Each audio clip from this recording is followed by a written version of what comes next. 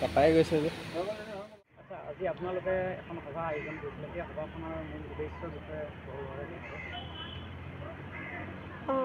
আজি আমাৰ ৱাৰিয়াৰ্ছ যিটো গ্ৰুপ আছে তেওঁলোকৰ উদ্যোগত আৰু আত্মশুদ্ধি ফাউণ্ডেশ্যনৰ সহযোগত ইয়াত এখন ড্ৰাগছৰ বিৰুদ্ধে এখন সজাগতা সভা আয়োজন কৰা হৈছিলে।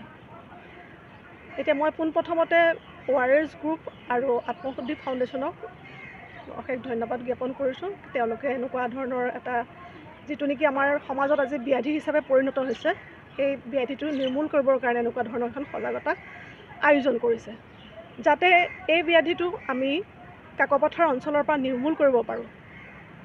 তাৰ বাবে আজি আমি ইয়াতে গোট খাইছিলোঁ আৰু মই ইয়াতে আহি আত্মশুদ্ধি ফাউণ্ডেশ্যনৰ যিখিনি কাৰ্যকলাপ দেখা পালোঁ তাৰ কাৰণে মই ভূয়সী প্ৰশংসা কৰিছোঁ তেওঁলোকক।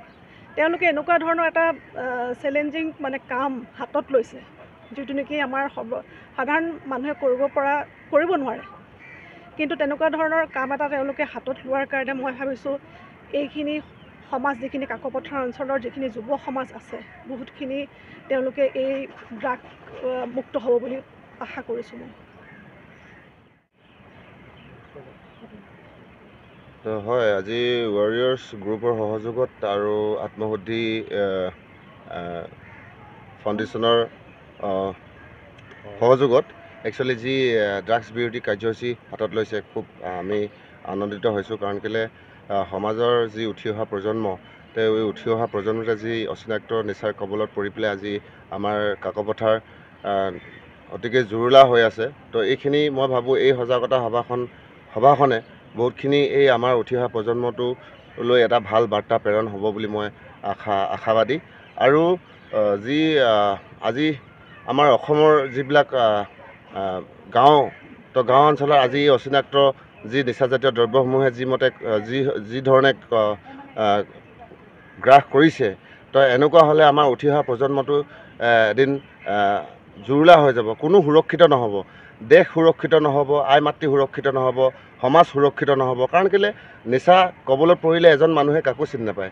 যেতিয়া নিচা খাই থাকে, মাক, ভনীয়েক, বায়েক, দেউতাক কাকো চিনি নাপায়। গতিকে এনেকুৱা এটা নিচা, যি নিচাৰ পৰা মই সকলো উঠি অহা প্ৰজন্ম হওক, যুৱক যুৱতী, সকলো সমাজৰ ব্যক্তিক মই অনুৰোধ কৰিম যে এনেকুৱা এটা আননোন নিচাৰ পৰা সদায় দূৰত থাকক আৰু নিজৰ জীৱনটো সুখেৰে জীৱন যাপন কৰক। আৰু এনেকুৱা যদি কোনোবাই আপোনালোকৰ ঘৰৰ ওচৰে পাঁজৰে বা সমাজত যদি কোনোবাই এনেকুৱা ড্ৰাগছ সৰবৰাহ কৰি আছে বা তেখেতলোককো মানা কৰক। কাৰণ কেলৈ যি ড্ৰাগছে এখন ঘৰ ধ্বংস কৰি দিব পাৰে। আজি মাইকী ক'ৰবাত, ল'ৰা ছোৱালী ক'ৰবাত, মতা ক'ৰবাত, তেনেকুৱা পৰিৱেশ সৃষ্টি কৰিব পাৰে। আৰু আপোনালোকে জানে নিচা কবলত পৰি পেলাই মানুহৰ ডেফিনেটলি তিনিটা বস্তু নাইকিয়া হৈ যায়, যি মানুহ হিচাপে জীয়াই থাকিবলৈ প্ৰয়োজন হয়, যে আধ্যাত্মিকতাটো, নিজৰ মানসিকতাটো, নিজৰ শাৰীৰিকতাটো নাইকিয়া হৈ যায় এইবিলাক বস্তু। তো গতিকে তেনেকুৱা এটা ধ্বংসকাৰী নিচা যি মানুহে সেৱন কৰিছে, তো এইবিলাক নিচাৰ পৰা সদায় দূৰত থাকিবলৈ মই অনুৰোধ জনাম। আৰু লগতে ৱাৰিয়াৰ্ছ গ্ৰুপৰ সমূহ কৰ্মকৰ্তালৈ আজি যেনেকুৱা ধৰণে আমাক সহায় কৰিলে বা আত্মশুদ্ধি ফাউণ্ডেশ্যনে যি ধৰণে সহায় কৰিছে বা যিখিনি সুবিধা দিছে ৰাইজক এই নিচাটো কবলৰ পৰা পৰিত্ৰাণ পাবলৈ যিখিনি সহায় সহযোগিতা আগবঢ়াইছে, তো আমি খুবেই আনন্দিত। আমি সদায় ৰাইজৰ লগত থাকিম, সদায় ড্ৰাগছৰ বিৰুদ্ধে কাম কৰি যাম আৰু সদায় আহ্বান জনাম যে এনেকুৱা এটা নিচাৰ পৰা দূৰত থাকিবলৈ। ধন্যবাদ। হয়, আমাৰ কাকপথাৰ এইটো আত্মশুদ্ধি ফাউণ্ডেশ্যন নামে যোনটো ৰিহেবিলিটেশ্যন চেণ্টাৰ আছে, এইটো আজি ষ্টাৰ্ট কৰা আপোনাৰ 6 মাহ হৈছে।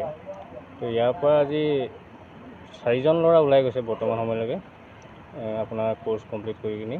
তো তেখেতলোকে এতিয়া নিচাৰ পৰা দূৰত থাকি কিনি নিজৰ কৰ্ম কৰি আছে। আৰু বৰ্তমান পেচেণ্ট হিচাপে আমাৰ ইয়াত এতিয়া 6জনমান আছে। আৰু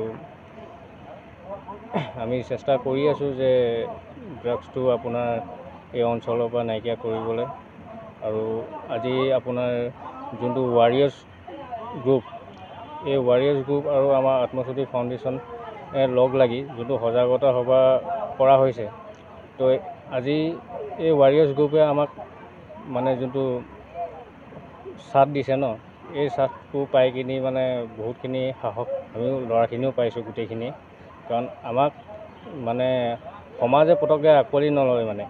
কাৰণ আমাৰ পাষ্ট লাইফটো যোনটো আছিলে ড্ৰাগছ খাই থাকোঁতে বা নিচা কৰি থাকোঁতে, তো আমাৰ সেইখিনি দেখি সমাজে মানে পটককৈ যে ল'ৰাজন ভাল হ'ল এই বস্তুটো পটককৈ মানে একচেপ্ট নকৰে মানে।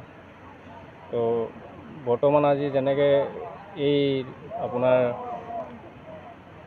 লগখিনি পাইছোঁ ৱাৰিয়াৰ্ছ গ্ৰুপৰ ফালৰ পৰা, তো সাহসটো পাইছোঁ মানে আজি গোটেই ল'ৰাখিনিয়ে। সামাজিক উন্নয়নৰ বাবে আগন্তুক কিবা কাৰ্যসূচী লৈছে নেকি? হয়, আমি চেষ্টা কৰিম। আজি এইখন আপোনাৰ সজাগতা সভাখন কৰাৰ পিছত নেক্সট আকৌ আমি গাঁৱে গাঁৱে কৰিম বুলি আমি ভাবিছোঁ।